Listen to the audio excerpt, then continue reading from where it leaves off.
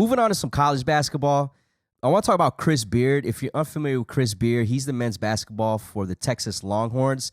Early Monday, he was arrested and charged with assault by strangulation and suffocation. I don't know who the woman is, but I'm assuming it's either his wife or a woman that he's seeing. It is considered domestic violence. He was booked in by Austin Police Department. The police showed up to the house. Chris Beard wasn't there. Apparently, whoever called said that he had already left, and they started interviewing the woman, and she stated that she'd been assaulted and strangled. And also, the police report shows or says that she was bitten as well. She's got bruises, and she was thrown around the room. His bond was set at $10,000. Obviously, he paid it off.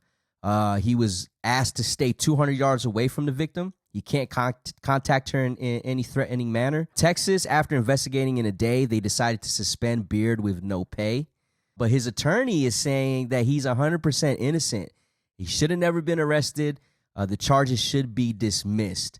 And it's interesting because there hasn't been much information that came out yet in regards to what actually happened. But it's almost hard because the fact that Coach Beard left and the woman that was in there was the only one left to write a police report. They ended up arresting him.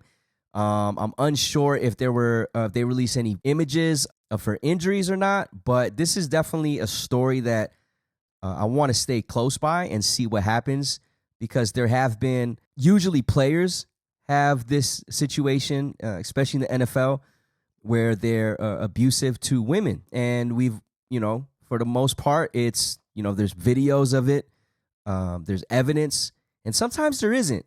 And then sometimes there's cases where women are actually accusing and lying about these situations.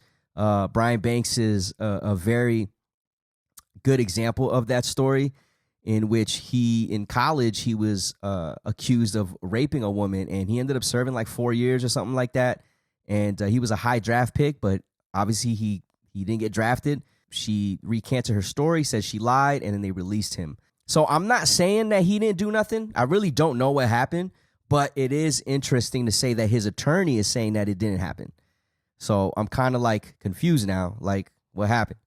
But he's a good coach. He led the Texas Tech Red Raiders to the Final Four, and right now the Longhorns are currently 7th in the AP poll, so they're doing pretty good. Funny story though, and the reason why I'm kind of even talking about this, because it's like, oh, Chris Beard, who cares? No one really cares about college coaches. But being a UNLV fan, UNLV Running Rebels, we actually hired this dude to be our head coach several years ago.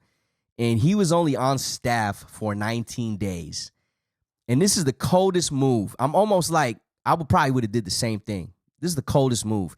Another school calls him while he's already on campus with the Running Rebels, and it was Texas Tech.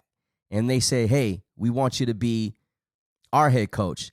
And this dude tells them, can you send a plane right now so I can get out of here before the news breaks? And sure enough, they sent a private plane over, and he flew out to Texas, never to be seen again in Las Vegas.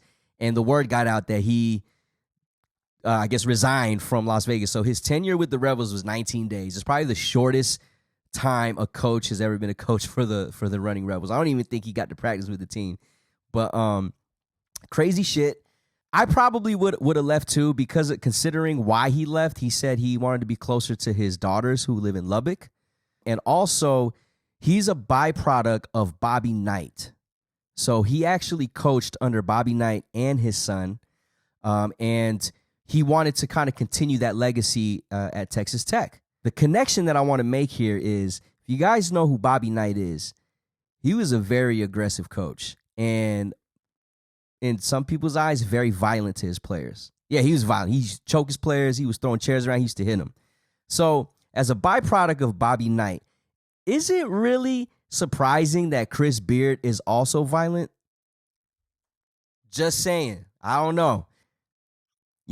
He loves Bobby Knight, and he wants to be just like him. So I guess he was. Maybe he choked his girl, just like Bobby Knight choked his players.